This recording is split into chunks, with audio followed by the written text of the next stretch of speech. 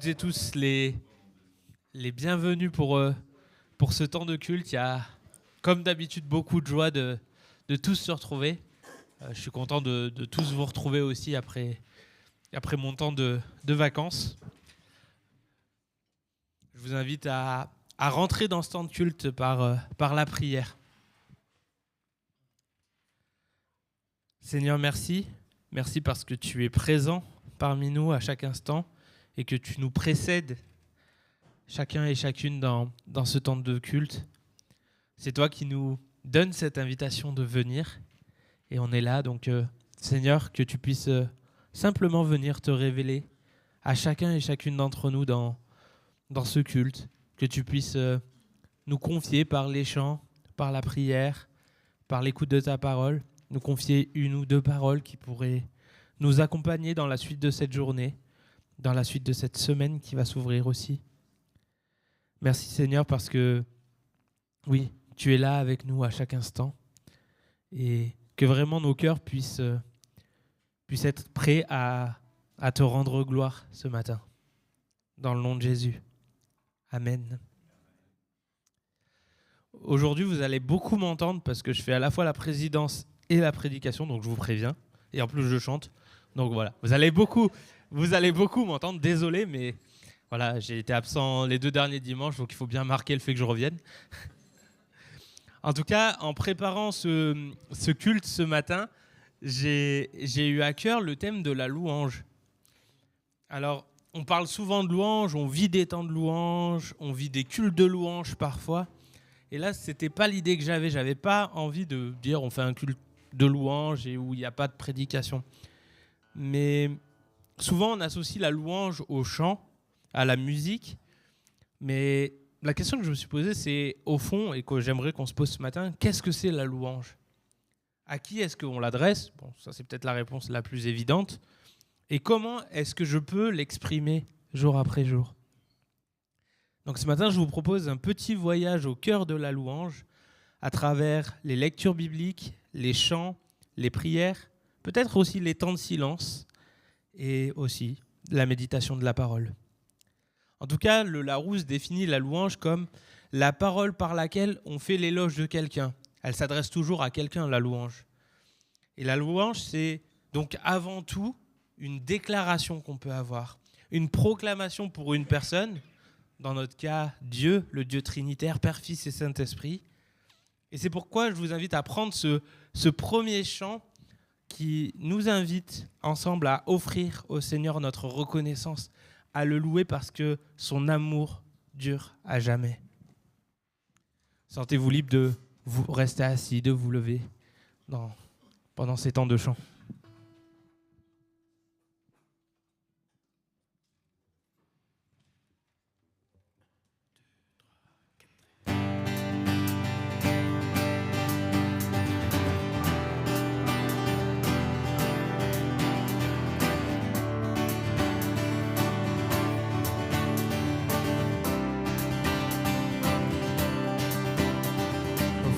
Seigneur, reconnaissance, son amour dure à jamais, car il est bon, il est au-dessus de tout, son amour dure à jamais, chantons,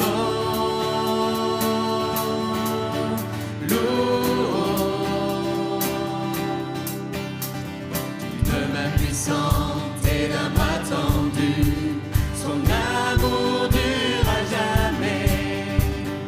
Il nous donne une vie nouvelle. Son amour dure à jamais. Chantons,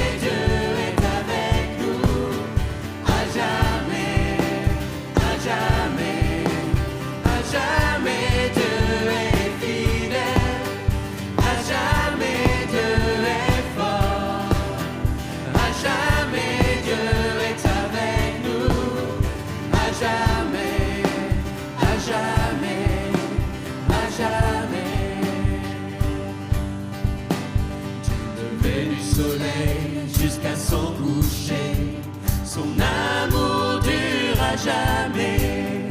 Par la grâce de Dieu, nous persévérons. Son amour dure à jamais. Chantons, louons, chantons, louons. À jamais Dieu est fidèle, à jamais Dieu est fort, à jamais Dieu est avec nous, à jamais, à jamais, à jamais Dieu est fidèle, à jamais Dieu est fort, à jamais Dieu est avec nous, à jamais, à jamais, à jamais, à jamais Dieu est fidèle, à jamais Dieu est fort, à jamais Dieu est avec nous, à jamais, à jamais, à jamais, à jamais Dieu est fidèle, à jamais Dieu est fort, à jamais Dieu est avec nous, à jamais, à jamais, à jamais. Je vous invite à lire le psaume 111. Psaume qui dit « Louez l'Éternel. Je mettrai tout mon cœur à louer l'Éternel dans l'assemblée, dans le conseil des justes. L'Éternel accomplit des œuvres admirables. Elles sont méditées par tous ceux qui les aiment. Ses actes manifestent sa gloire et sa splendeur, et sa justice subsiste pour l'éternité. Il fait qu'on se souvienne de ses prodiges. L'Éternel est compatissant et il fait grâce. Il a pourvu de quoi manger pour ceux qui le craignent. Il se souvient toujours de son alliance. Il a manifesté sa puissance à son peuple en agissant pour lui quand il lui a donné le pays d'autres peuples. Tout ce qu'il fait témoigne qu'il est fidèle et juste. Tous ses commandements sont dignes de confiance. Ils sont bien établis pour toute éternité et fondés sur la vérité et la droiture.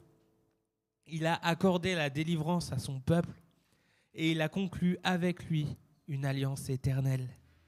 C'est un Dieu saint et redoutable. La sagesse commence par la crainte de Dieu, de l'Éternel. Qui observe ses lois a une saine intelligence. Sa louange subsiste jusqu'en l'éternité. Amen. La Bible est remplie d'expressions de louange pour Dieu, comme ce psaume en est une. On le loue, on le célèbre à la fois pour qui il est, comme le dit le psaume, il est bon, il est juste, il est compatissant, il est puissant, il est fidèle, il est digne de confiance, mais aussi pour tout ce qu'il fait. Il accomplit des œuvres admirables, il fait grâce, il accorde la délivrance, il propose une alliance. Je ne sais pas comment vous êtes arrivés ce matin, parce que par moments, des fois la louange est plutôt quelque chose de compliqué ou quelque chose de simple, ça dépend des situations qu'on vit. Mais je crois que ce psaume nous rappelle que même dans les moments les plus difficiles, même dans les moments où on a l'impression que Dieu n'agit pas, il y a toujours au moins une bonne raison de louer Dieu. Il y a toujours une bonne raison de louer Dieu de notre cœur, parce que on peut le louer pour qui il est, lui qui est, quoi qu'il arrive, toujours amour, lui qui est toujours fidèle, lui qui est toujours puissant. C'est là le sens du mot « Alléluia » qu'on emploie souvent, c'est-à-dire louer l'Éternel ou louer soit Dieu. En tout cas, on est encouragé, quoi qu'il arrive, à louer Dieu, même dans les moments difficiles, parce que Dieu nous donne de quoi le louer. Et je vous invite, par les 3 chants qui suivent, à exprimer pleinement cette louange envers Dieu pour qui il est et pour ce qu'il fait. Sentez-vous libre entre les chants d'élever vos prières aussi, comme un autre moyen d'exprimer nos louanges, autre que le chant. Chantons le roi dans sa splendeur, car Dieu est un Dieu puissant et reçoit l'adoration.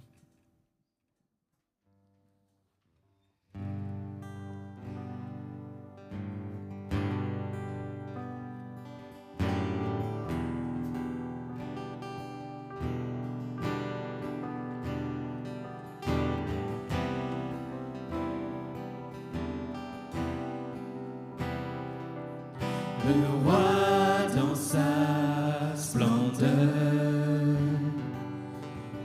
vêtu de majesté, la terre se réjouit, la terre se réjouit. Il est paré d'éclat, la nuit essaie de fuir au son de sa voix, au son de sa voix. Oh Dieu, tu es grand, nous chantons, oh Dieu, tu es grand, et tous verront, oh Dieu, combien tu es grand.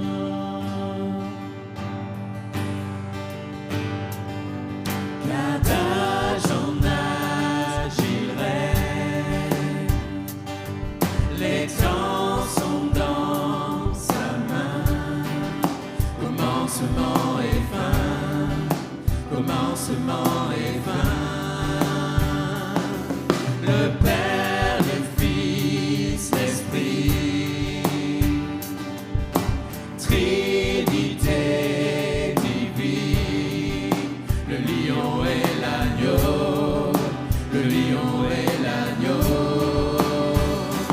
Oh Dieu, tu es grand, nous chantons, oh Dieu, tu es grand, et tous verront, oh Dieu, combien tu es grand, oh Dieu, oh Dieu, tu es grand, nous chantons, oh Dieu, tu es grand, et tous verront, oh Dieu, combien tu es grand.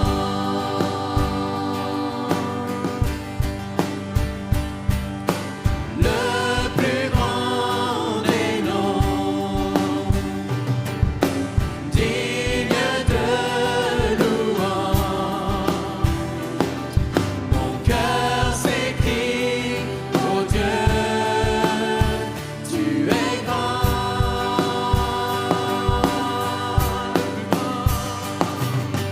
Le plus grand des noms, digne de louange, mon cœur s'écrie, oh Dieu, tu es grand, le plus grand, le plus grand des noms, digne de louange, mon cœur s'écrie, oh Dieu, tu es grand,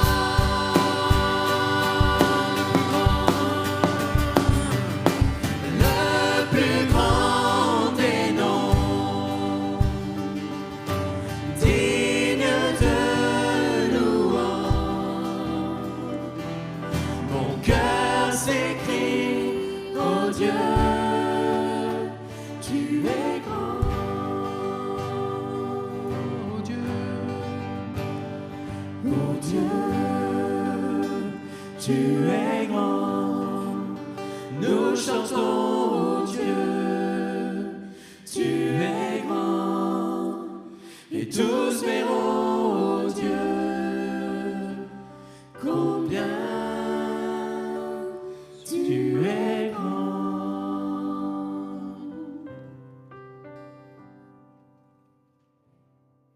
Car Dieu est un Dieu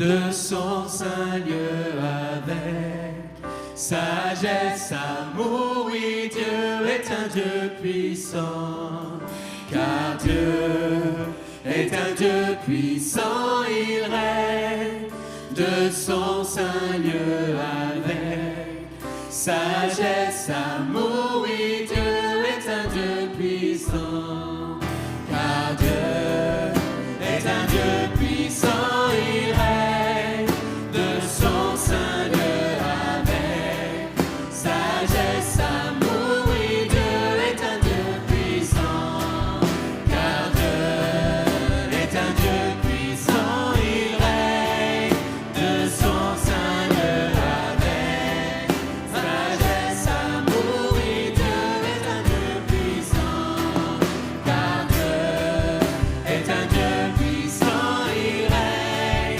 de son saint lieu avec sagesse, amour. Oui, Dieu est un Dieu puissant, car Dieu est un Dieu puissant, il règne de son saint lieu avec sagesse, amour. Oui, Dieu est un Dieu puissant, car Dieu est un Dieu puissant, il règne de son saint lieu avec sagesse, amour. Oui, Dieu est un Dieu puissant, car Dieu est un Dieu puissant, il règne de son saint lieu avec sagesse, amour. Oui, Dieu est un Dieu puissant, oui, Dieu est un Dieu puissant.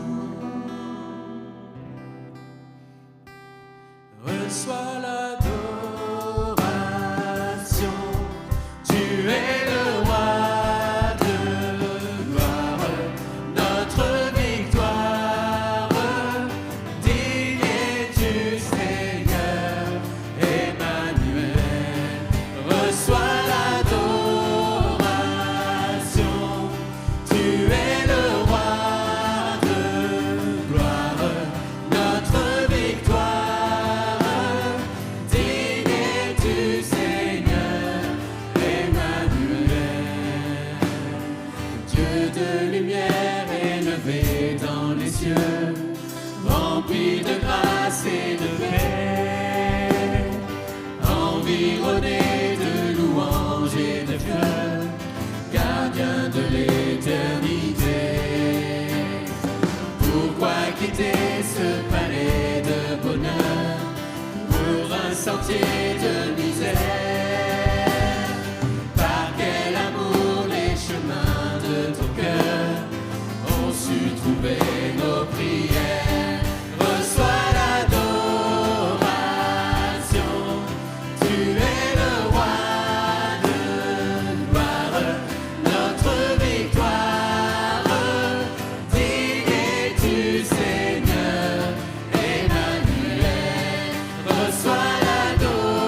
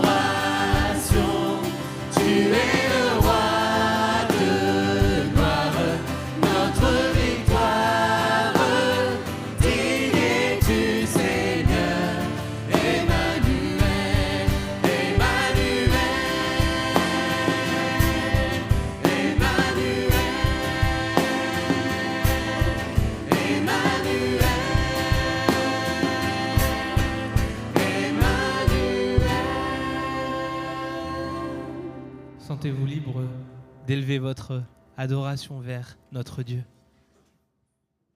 Amen. On va vivre maintenant le temps de la Sainte Seine, ce temps que Jésus a institué juste avant de mourir.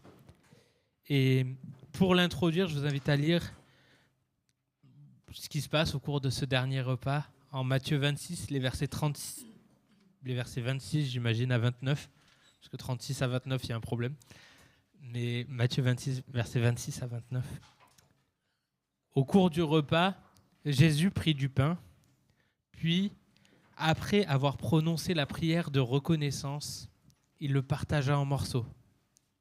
Puis il les donna à ses disciples en disant : « Prenez, mangez, ceci est mon corps. » Ensuite, il prit une coupe et après avoir remercié Dieu, il la leur donna en disant : « Buvez-en tous. Ceci est mon sang par lequel est scellée l'alliance. Il va être versé pour beaucoup d'hommes, afin que leurs péchés soient pardonnés. Je vous le déclare, désormais je ne boirai plus du fruit de la vigne, jusqu'au jour où je boirai le vin nouveau avec vous dans le royaume de mon Père. » Texte bien connu qu'on relit régulièrement quand on partage ce pain et ce jus de raisin. Mais quand on se remet dans le contexte, on se dit qu'on est quelques heures simplement avant que Jésus soit livré sur la croix. Jésus vit ce dernier repas avec ses disciples, ce repas qui deviendra pour nous évidemment la scène. Et en réfléchissant à la thématique de la louange, il y a un élément qui m'a un peu sauté aux yeux en préparant ce temps de Sainte Seine, c'est que Jésus commence par prononcer une prière de reconnaissance avant de donner le pain. Et de la même manière, avant de partager le vin, il prie et il remercie Dieu. C'est une prière de reconnaissance, une prière de louange, alors même qu'il sait qu'il va être mis à mort sur la croix dans quelques heures. Et peut-être que pour nous aussi, il y a une invitation dans ce temps de partage du pain et du vin, une invitation à vivre ce temps comme une expression de louange, comme une manière d'exprimer notre reconnaissance à Dieu pour ce qu'il fait dans nos vies, pour ce qu'il a déjà fait, pour ce qu'il continuera de faire. Car la scène nous le rappelle, Jésus s'est offert lui-même à la croix en donnant son corps et en versant son sang. Et c'est en faisant cela que Dieu a décidé de nous sauver. C'est en faisant cela que Dieu a décidé de rétablir cette relation avec nous. C'est par cela que nous pouvons louer Dieu. C'est parce que Jésus s'est donné que nous pouvons louer Dieu. Et c'est par Jésus que nous pouvons louer Dieu. Alors que ce temps de partage les uns avec les autres de ce pain et de ce jus de raisin soit vraiment un temps de louange pour notre Sauveur. Que ceux qui ont le désir profond de louer Dieu pour son œuvre, de proclamer que Dieu est leur Sauveur, se sentent libres de prendre les éléments qui vont circuler, le pain et le jus de raisin. Et pendant que les éléments circulent, je veux vous inviter, non pas à une expression de louange, mais à un temps de silence, parce que je crois que dans le silence du souvenir de ce que Jésus a fait, on peut vivre une louange aussi. Et ensuite, une fois qu'on aura tous eu les éléments, on les partagera ensemble, on les prendra ensemble, et puis on pourra exprimer par le chant nos louanges.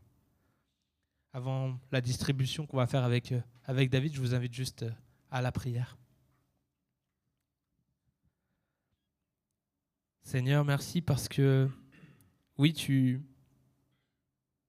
es allé avec ta pleine volonté sur cette croix. C'est toi qui as décidé de donner ta vie, même si, on le sait, ça a été difficile. Et pourtant, tu as décidé au moment de partager ce dernier repas qui symbolisait ce que tu allais faire, tu as décidé de prier avec reconnaissance envers ton Père. Seigneur, que vraiment nous puissions vivre les uns et les autres ce temps de Sainte Seine comme un temps de reconnaissance envers toi, envers ton œuvre, envers ce que tu as fait, comme un temps de louange, Seigneur. Parce que oui, c'est toi qui te donnes, c'est toi qui nous sauves. Et on ne peut que être reconnaissant. On ne peut que te louer pour ça. Alors Seigneur, que oui, dans ce temps de souvenir, dans ce temps de mémoire de ce que tu as fait, que ce soit la louange qui domine en nous. Une louange pour toi, Seigneur. Amen.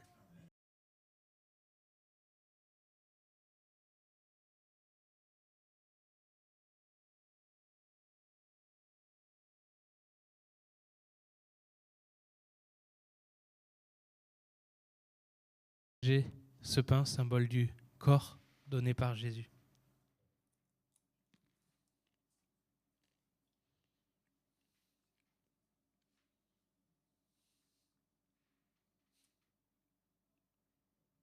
Et nous pouvons prendre ce jus de raisin, symbole du sang versé et de la nouvelle alliance qui s'est créée par Jésus.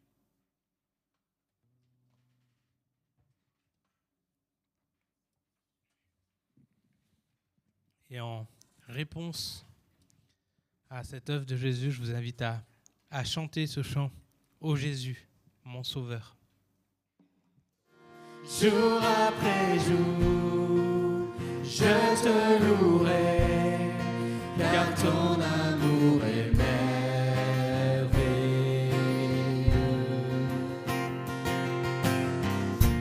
Mon abri, mon refuge, mon réconfort, mon rocher, tout ce qui vit, ce que je suis, ne cesse de t'adorer.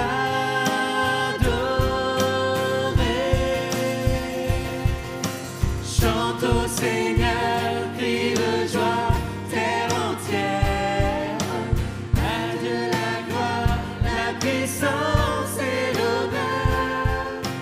Les mots s'inclinent et les flots rugissent à l'écho de ton nom. Je vois tes œuvres et mon cœur crie de joie. Je t'aimerai, je tiendrai par la foi. Rien ne pourrait t'égaler, tes promesses pour moi. Oh Jésus, oh Jésus, mon sauveur, Seigneur, nul n'est comme toi. Jour après jour, je te louerai, car ton amour est merveilleux. Mon ami, mon refuge, mon réconfort, mon rocher, tout ce qui vit, ce que je suis, ne cesse de t'adorer.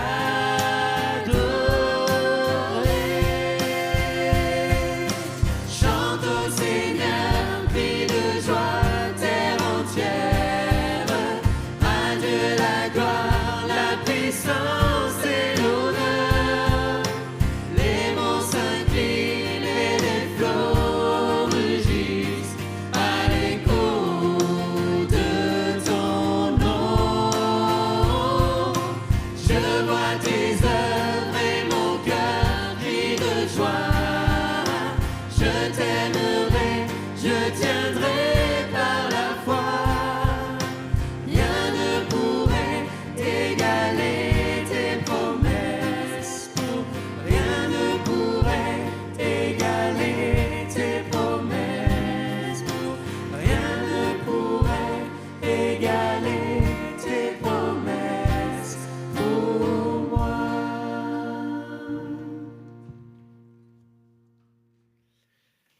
Alors vous avez vu furtivement une image passer derrière moi parce que j'aimerais commencer cette prédication avec le monologue d'un très célèbre personnage des années 2000.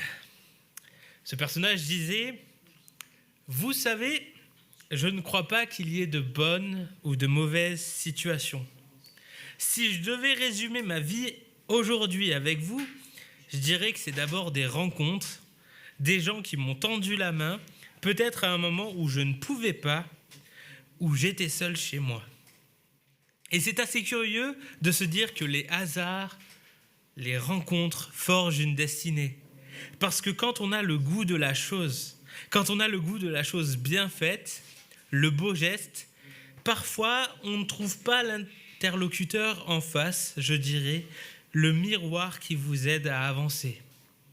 Alors ce n'est pas mon cas, comme je le disais, puisque moi, au contraire, j'ai pu, et je dis merci à la vie, je chante la vie, je danse la vie, je ne suis qu'amour. Et finalement, quand beaucoup de gens aujourd'hui me disent « Mais comment fais-tu pour avoir cette humanité ?» Eh bien, je leur réponds très simplement, je leur dis que c'est ce goût de l'amour, ce goût donc qui m'a poussé aujourd'hui à entreprendre une construction mécanique, mais demain, qui sait, peut-être simplement à me mettre au service de la communauté, à faire le don de soi. Vous l'aurez reconnu, il s'agit du monologue d'Otis joué par Édouard Baird dans Astérix Mission Cléopâtre, qui, pour ceux qui ne l'auraient pas encore vu, repasse au moins 3 à 4 fois dans l'année à la télé et sur Netflix d'ailleurs en ce moment si vous ne l'avez pas vu. Et en fait, je ne sais pas pourquoi ce monologue m'est venu en tête en préparant cette prédication, mais il y a un lien avec la prédication. En fait, il y a quelque chose qui m'a heurté un peu.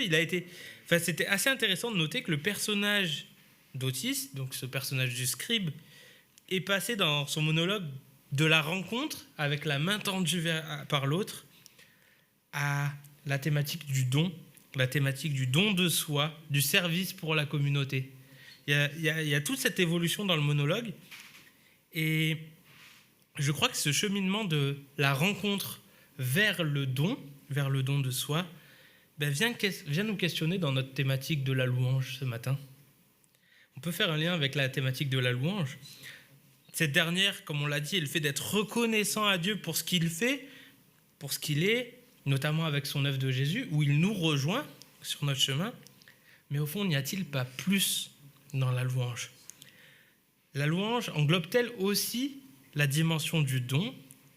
Ce matin, je vous propose une réflexion à partir de Romains 12, donc un texte de l'apôtre Paul dans sa lettre aux Romains 12, les versets 1 et 2, ces versets qui pourront je le crois, nous éclairer sur la louange, qui pourront nous éclairer sur cette question de la louange. Lisons Romains 12, versets 1 et 2. « Je vous recommande donc, frères et sœurs, à cause de cette immense bonté de Dieu, à lui offrir votre corps comme un sacrifice vivant, saint et qui plaise à Dieu. Ce sera là, de votre part, un culte raisonnable. Ne prenez pas comme modèle le monde actuel, mais soyez transformés par le renouvellement de votre intelligence pour pouvoir discerner la volonté de Dieu, ce qui est bon, ce qui lui plaît et ce qui est parfait. » Jusqu'ici pour notre lecture ce matin.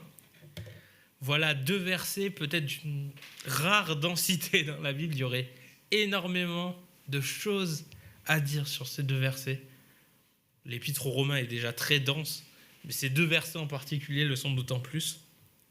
Mais pour bien comprendre ces 2 versets et ce que Paul veut dire ici, il est utile de les remettre dans leur contexte, comme souvent.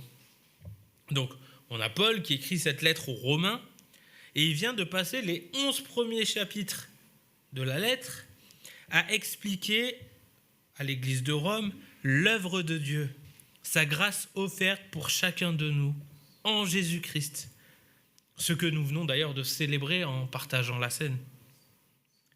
Et à partir du chapitre 12, il y a un changement de ton de la part de Paul.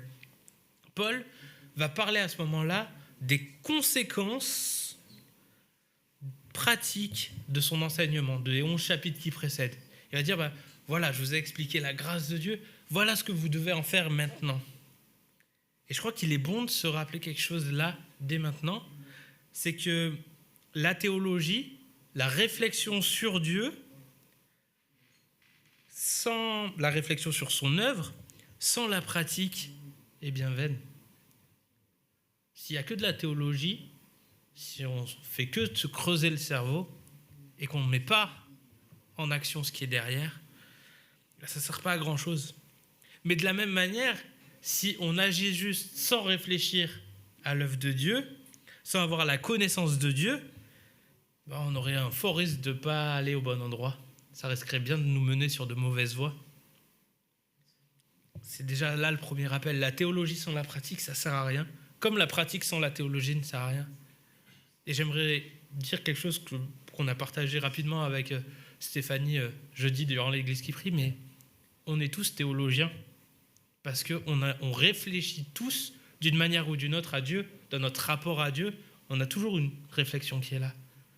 Les théologiens, ce n'est pas ceux qui ont fait 5 ans ou voire plus d'études. C'est à partir du moment où on est chrétien, on est théologien parce qu'on réfléchit à Dieu.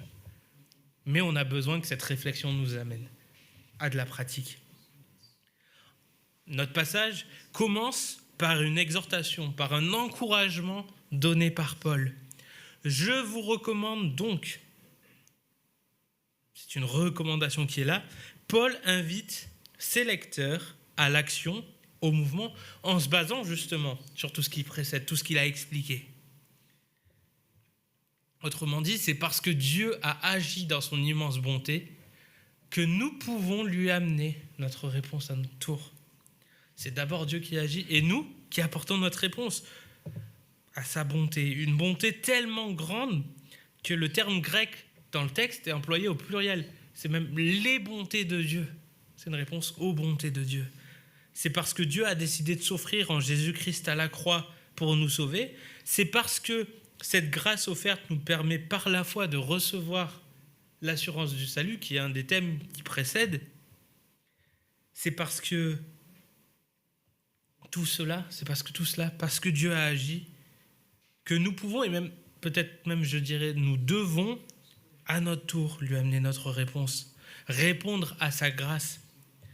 Vous voyez un peu ce type de moment où on reçoit quelque chose de la part de quelqu'un, mais quelque chose qui est tellement beau, un cadeau, une parole, une surprise, une attention, un service, qu'on se dit qu'on ne peut pas rester comme ça. On est là et on se dit, mais il faut que je fasse quelque chose pour remercier la personne, parce que même un simple merci ne suffirait pas, tellement ce qui m'a été offert est beau. C'est un peu la même chose ici avec Dieu. L'œuvre de Dieu est tellement grande, tellement parfaite, plus parfaite que toutes les paroles et cadeaux qu'on pourrait recevoir, qu'un simple merci ne suffit pas. Et on a envie de lui répondre, de donner plus.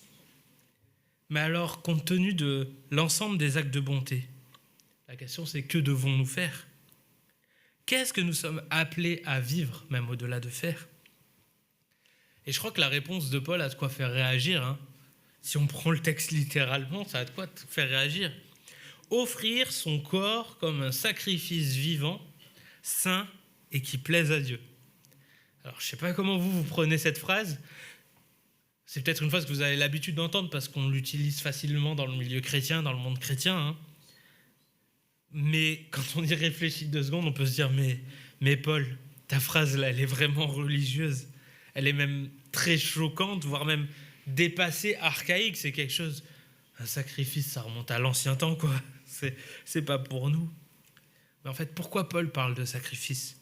Pourquoi cette idée d'offrir son corps ? Et c'est là où il faut se rappeler ce que c'est un sacrifice. En plusieurs endroits et plusieurs époques, la relation à la divinité, quelle qu'elle soit, était envisagée souvent dans le cadre du sacrifice. Un sacrifice qui pouvait prendre différentes formes, différentes significations. Je pense que si on prend toutes les spiritualités, les religions qui ont existé dans diverses civilisations, le sens du sacrifice pourra changer. Mais il y avait souvent ce sacrifice qui avait une place centrale. Et dans ce cadre-là, il y avait toujours, avec le sacrifice, une idée de donnant-donnant, où le croyant offrait quelque chose à la divinité dans l'espoir de recevoir autre chose de la part de cette divinité. Ça pouvait être le pardon, la réussite, la prospérité, la protection. On pourrait mettre encore d'autres choses. On trouvait d'ailleurs différentes sortes de sacrifices en fonction du but qu'on voulait lui donner. On pouvait offrir une bête, de la farine, de l'huile, du vin, des gâteaux. En gros, pour résumer, on amenait à la divinité ce qu'on avait de plus précieux. Et on décidait de le faire parce qu'on savait qu'a priori, si la divinité décidait de nous répondre, on allait recevoir quelque chose en retour. Mais comme souvent, comme dans notre calendrier, il y a un avant et un après Jésus-Christ. Après Jésus-Christ, avec Jésus, sa mort à la croix, sa résurrection, le sens du sacrifice vient changer. Car le sacrifice pour demander pardon, pour réparer une faute, pour payer une dette, ce sacrifice-là, il n'est plus à accomplir. C'est Jésus qui l'a accompli en donnant sa vie au moment où il dit sur la croix, tout est accompli. Il dit, ces sacrifices-là de pardon, vous n'en avez plus besoin, tout est accompli. Et il l'a fait une fois pour toutes. Quand Jésus meurt sur la croix, il le fait une fois pour toutes. Efficacité parfaite garantie dans ce sacrifice fait par Jésus pour toute personne qui lui fait confiance. Parce que Jésus agit, nous avons le pardon. Et c'est bon de nous le rappeler. Jésus offre encore aujourd'hui le pardon à toutes celles et ceux qui le cherchent et le désirent. Il n'y a plus besoin de sacrifice pour ça. Cette main tendue est toujours là pour toi, comme pour moi, jour après jour. Qu'on ait déjà fait l'expérience de ce pardon ou pas encore, la main tendue est toujours là. Mais Paul parle quand même d'un sacrifice dans son texte. Donc si on garde cette idée de sacrifice et des différents types de sacrifices qui existent, la seule expression de sacrifice qui reste, et peut-être qui nous est demandée par Dieu, c'est celle de l'offrande. C'est celle du remerciement. C'est celle du cadeau, simplement comme une réponse à ce qu'on a reçu de la part de Dieu. Au fond, quand Paul nous invite à offrir nos corps comme des sacrifices vivants, il ne nous demande rien d'autre que d'être dans une posture de louange, de reconnaissance envers Dieu. Parce que la louange est notre réponse principale envers Dieu, pour ce qu'il a fait dans nos vies et pour qui il est. Comme on l'a chanté, le plus grand des noms, digne de louange, mon cœur s'écrie, ô Dieu, tu es grand. On a chanté ça, non pas parce qu'on attendait de Dieu quelque chose, mais parce qu'on sait qu'il est grand, qu'il est le nom au-dessus de tous les noms. Mais alors, comment vivre vraiment cette réalité d'offrir nos corps comme des sacrifices vivants? Si l'on reprend l'expression, notre corps, c'est la partie visible, celle que vous voyez là, la partie qui agit, cette partie de nous qui vit dans la réalité, qui est en interaction avec les autres. Ce sont nos paroles, nos écrits, nos postures, notre regard, nos actions, nos choix. C'est nous pleinement vivants, et je dirais même pleinement vivifiés par la vie que Dieu nous donne, dans ce que nous avons de plus concret. Offrir son corps, c'est offrir à Dieu, au fond, toute sa vie. Lui offrir ce qu'on a de plus précieux, non pas sur un autel de sacrifice, parce que le sacrifice, comme le dit le texte, est vivant, et que sur l'autel de sacrifice, en général, le sacrifice ne finissait pas vivant, mais bien dans ce qu'on a de plus vivant, en fait. On offre à Dieu ce qu'on a de plus vivant, de plus actif. C'est une invitation, à nouveau, comme on l'entend souvent dans la Bible, à nous confier en Dieu, dans tout ce que nous vivons, à lui dire, en quelque sorte, « Seigneur, je sais que tu es bon, je sais qui tu es, je le découvre jour après jour, et je désire vraiment que ma vie entière soit une réponse, une louange, un remerciement à cette bonté que tu as pour moi. » En fait, Paul nous rappelle ici que ce don, que cette louange peuvent se vivre dans tout ce que nous vivons, 7 jours sur 7, 24 heures sur 24. Dieu ne veut pas seulement ton dimanche matin. Il désire ton lundi, ton mardi, ton mercredi. Je pourrais aller plus loin, mais vous connaissez les jours de la semaine, je ne vais pas vous les apprendre. En tout cas, toute la semaine qu'on vit est une louange potentielle pour Dieu. Parce que c'est notre vie de tous les jours. Et c'est cette vie qui appartient à Dieu. Tout dans notre vie peut devenir une louange ou un sujet de louange pour Dieu. Quand je suis au travail, quand je suis à l'école, quand je suis au sport, à la maison, dans les transports, sur les réseaux, avec mes voisins, dans les magasins. Dans tous ces endroits, là où je me trouve, dans ce que je vis, je peux être une louange. Et cela peut s'exprimer de plein de manières différentes, peut-être simplement dans le désir de rendre le meilleur travail possible dans ce qu'il m'a été demandé, dans le désir de prendre soin des autres, mais de prendre soin aussi peut-être de moi-même, parce qu'il y a des moments où c'est important de prendre soin de soi. Ça peut être aussi une forme de louange pour Dieu. Dans le désir d'apporter de la joie autour de moi, dans le désir, même dans les périodes où c'est plus compliqué, d'être reconnaissant simplement pour ce que je vis, même dans la routine et les petites choses qui nous semblent banales, réussir à être reconnaissant, c'est pas toujours évident, hein, mais ça peut être une louange. Tout cela peut devenir une louange pour Dieu, si on décide de le vivre comme une réponse à sa grâce, comme une réponse à sa vie. Je crois que c'est ça, offrir, au fond, notre corps comme un sacrifice vivant. Mais ça peut parfois être pesant, et c'est bon de se rappeler que Dieu nous laisse la liberté de lui confier nos vies, ou de ne pas le faire d'ailleurs. Dieu nous laisse la liberté de faire de nos vies une louange pour lui, parce que la louange est un choix. C'est une réponse pleinement consciente, et Paul, dans le texte, parle de culte raisonnable. Quand il dit raisonnable, c'est cette idée, c'est de dire, mais en fait, c'est toi qui l'as décidé, c'est toi qui l'as réfléchi. C'est quelque chose de choisi. C'est un choix qui vient suivre ce qu'écrit Paul dans une autre lettre, en 1 Corinthiens, lorsqu'il dit ainsi que vous mangiez ou que vous buviez, bref, quoi que ce soit que vous fassiez, faites tout pour la gloire de Dieu. Il nous rappelle qu'on peut faire ce choix. La question qui nous est posée ce matin, c'est est-ce que je suis prêt à vivre la vie que je vis avec reconnaissance ? Même si parfois c'est difficile et il arrivera des moments où ce sera vraiment dur de louer Dieu. Mais est-ce que j'essaye au moins de faire ce choix-là ? Même pour des choses qui me paraissent banales, aussi banales que manger, dormir, travailler ou être en relation avec les autres. On a cette chance-là en France d'avoir accès assez facilement au fait de manger, de dormir, même de travailler, relativement facile. Et j'ai été marqué par mon frère et ma belle-sœur qui sont partis en mission au Népal, et là pendant les vacances ils nous ont montré des photos et raconté un peu ce qu'ils ont fait. Et justement ce qui était marquant, et ce qui nous rapportait, c'était de dire mais en fait nous on a découvert cette pauvreté, cette chance qu'on a. Et donc moi ça m'a rappelé cette invitation à être reconnaissant, même pour les choses qui nous semblent banales pour nous, comme manger par exemple. Est-ce que je suis prêt à vivre ma journée comme une louange pour Dieu, comme une réponse à sa grâce, notamment simplement en fait dans le fait de me rappeler que juste le fait de m'être levé ce matin, d'être en vie, c'est déjà une grâce de Dieu.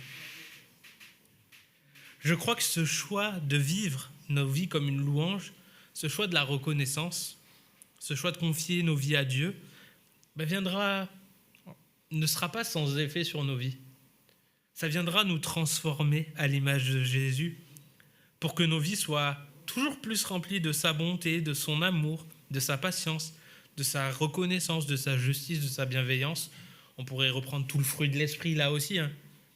Le choix de la louange vient aussi, je pense, faire naître en nous, faire grandir en nous le fruit de l'esprit. C'est là l'invitation, je crois, de Paul à ne pas prendre le monde actuel comme un modèle, mais à être transformé par Dieu. Quand on loue Dieu, quand notre vie est offerte, c'est tout un mouvement qui se crée en nous, parce qu'au fond, on est proche de Dieu, parce que Dieu grandit en nous, et que Dieu agit en nous par le Saint-Esprit qui nous transforme. Là, c'est tout Dieu qui est impliqué, le Dieu Père qui est impliqué, le Dieu Fils et le Dieu Saint-Esprit.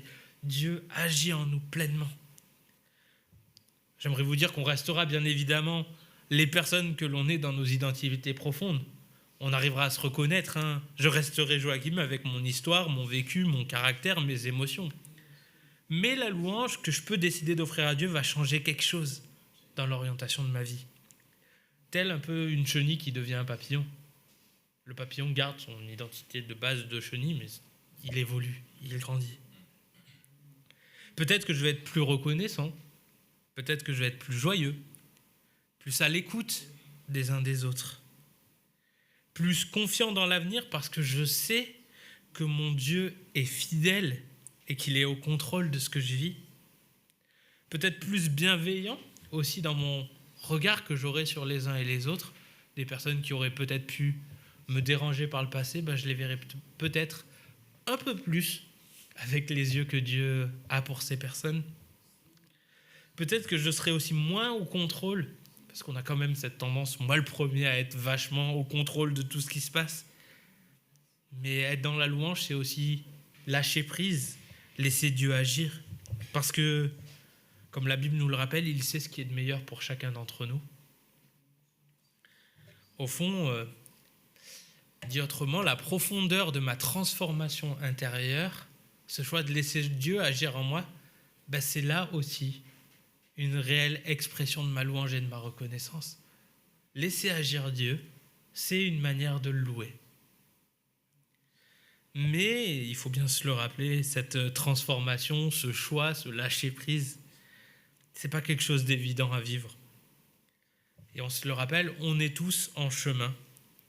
Car nos vies sont parfois tiraillées entre justement le modèle du monde actuel et notre volonté de nous offrir à Dieu, de laisser Dieu nous transformer. Et quand Paul parle du modèle du monde actuel, je ne crois pas qu'il s'agisse simplement des choses extérieures à nous, qu'on pourrait dire « Ah, mais ça, c'est le monde, et puis il faut le rejeter à tout prix ». Paul ne nous appelle pas, je crois, à rejeter le monde ou à nous en couper, nous couper de la société qui nous entoure. Sinon, à quoi ça servirait de faire une après-midi jeu de société la semaine prochaine ? Mais je crois qu'il nous invite à ne pas donner trop de place à toutes ces choses qui peuvent nous éloigner de Dieu, qui nous empêchent de lui confier nos vies.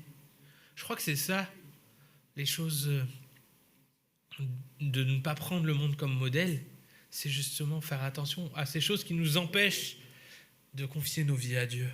Ces choses qui sont principalement, au fond, plus même en moi que dans le monde qui nous entoure. Tout ce qui éveille mon ego, tout ce qui éveille mon orgueil, tout ce qui me donne une impression de toute puissance et de contrôler tout ça,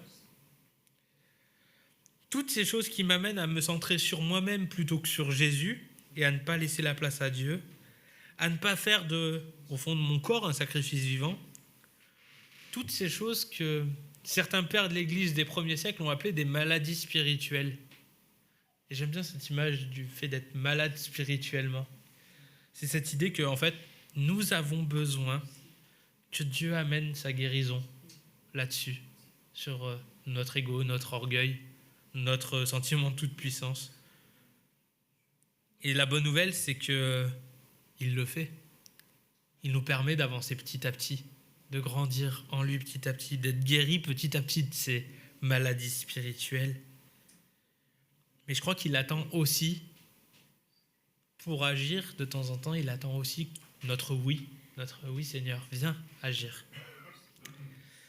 Et c'est par là que j'aimerais conclure. La vraie louange, ce n'est pas seulement élever nos mains, même si c'est génial d'élever nos mains vers Dieu et je suis le premier à le faire, donc je ne veux pas dire que... Mais ce n'est pas seulement ça. C'est offrir sa vie entière entre les mains de Dieu avec confiance, car il est le Dieu qui prend soin de nous et qui continue de le faire et qui continuera de le faire et qui décide de nous transformer. Oui, la louange, ce n'est pas simplement l'expression d'un merci, mais c'est aussi une réponse bien plus grande, un choix, un don de soi, comme en parlait Otis au début. Une attitude de vie. Jésus a tout donné pour nous. Et c'est maintenant à nous de lui donner ce que nous sommes dans ce qu'on a de meilleur, en centrant nos vies jour après jour sur lui. Ainsi, dans nos vies, nous pourrons discerner par la grâce de Dieu ce qui est bon, ce qui lui plaît et ce qui est parfait. Alors je vous invite à ce qu'on puisse prendre comme une réponse de nos cœurs les 2 chants qui vont arriver, qui nous invitent à revenir au cœur de la louange et qui nous invitent à tout donner à Dieu. Amen.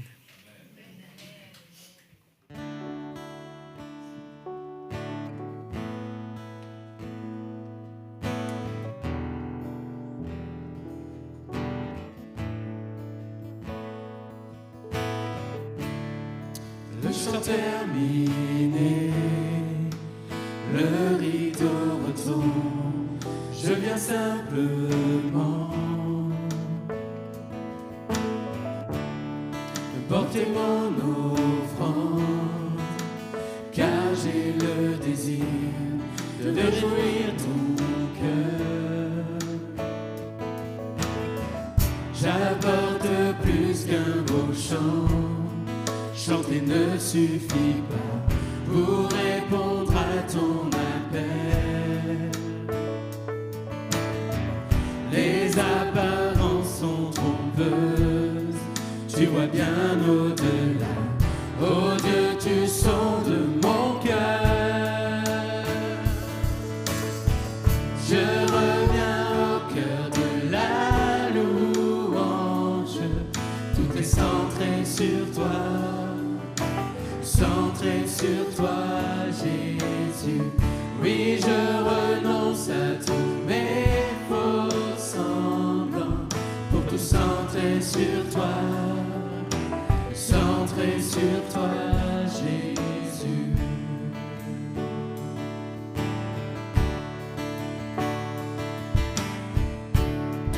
Roi d'éternité, qui peut exprimer ce dont tu es dit, bien que faible et pauvre, je te donne tout, prends toute ma vie. J'apporte plus qu'un beau chant, chanter ne suffit pas pour répondre à ton appel. Les apparences sont trompeuses, tu vois bien au-delà. Oh Dieu, tu sondes mon cœur. Je reviens au cœur de la louange, tout est centré sur toi, centré sur toi, Jésus. Oui, je renonce à tous mes faux semblants, centré sur toi, centré sur toi, Jésus. Je reviens au cœur de la louange, tout est centré sur toi, centré sur toi, Jésus. Oui, je renonce à tous mes faux semblants, tout centré sur toi, centré sur toi. Je reviens au cœur de la louange, pour tout centrer sur toi, Jésus. Oui, je renonce à tous mes faux semblants, pour tout centrer sur toi, centrer sur toi, Jésus.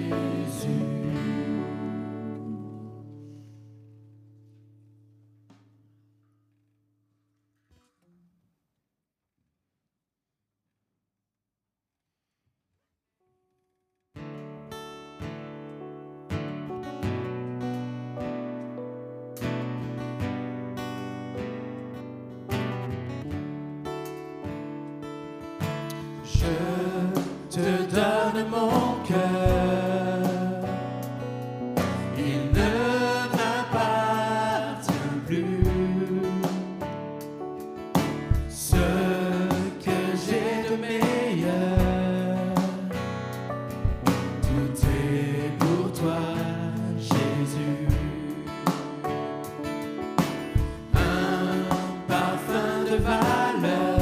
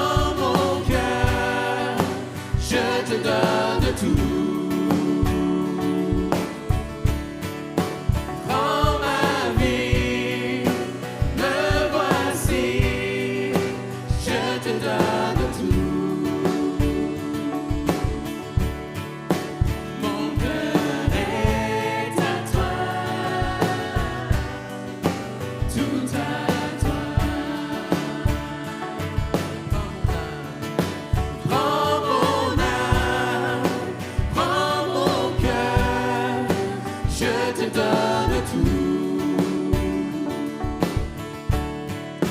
Prends ma vie, me voici, je te donne tout. Mon cœur est à toi, tout à toi. Mon cœur est à toi, tout à toi. Mon cœur est à toi, tout à toi. Notre culte touche à sa fin et je voudrais nous laisser cette parole qu'on trouve dans le psaume 34 qui est juste une répétition de tout ce qu'on a entendu et que cette parole puisse être la déclaration de nos vies pour la semaine qui vient. Je bénirai l'Éternel en tout temps et à jamais. Mes lèvres le loueront. Je bénirai l'Éternel en tout temps et à jamais mes lèvres le loueront. Que cette phrase puisse nous accompagner dans la suite de la journée et puis dans la semaine qui s'ouvre.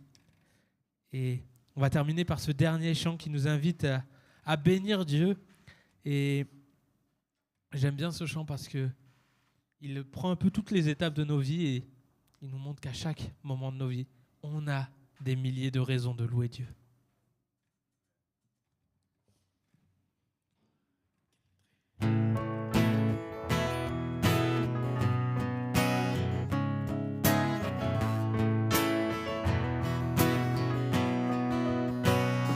Bénis Dieu, oh mon âme, oh mon âme, rends gloire à son saint nom. Oh, chante comme jamais, oh mon âme, rends gloire à son saint nom. Bénis Dieu, oh mon âme, oh mon âme, rends gloire à son saint nom. Oh, chante comme jamais, oh mon âme, rends gloire à son saint nom.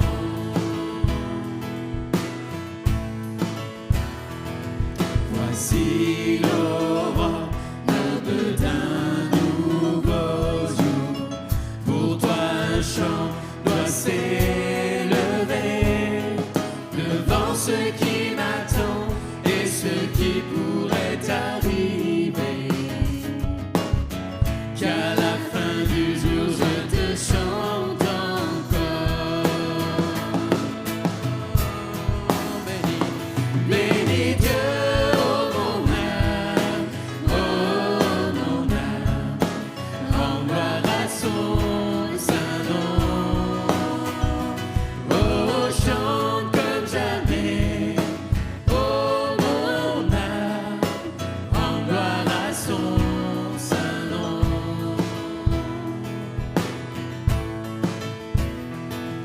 Riche en bonté et lent à la colère, ton nom est grand et ton cœur est bon. Je ne cesserai de chanter tes bontés. J'ai des milliers de raisons pour louer. Bénis Dieu, oh mon âme, rends gloire à son saint nom. Oh, chante comme jamais, oh mon âme, rends gloire à son saint nom.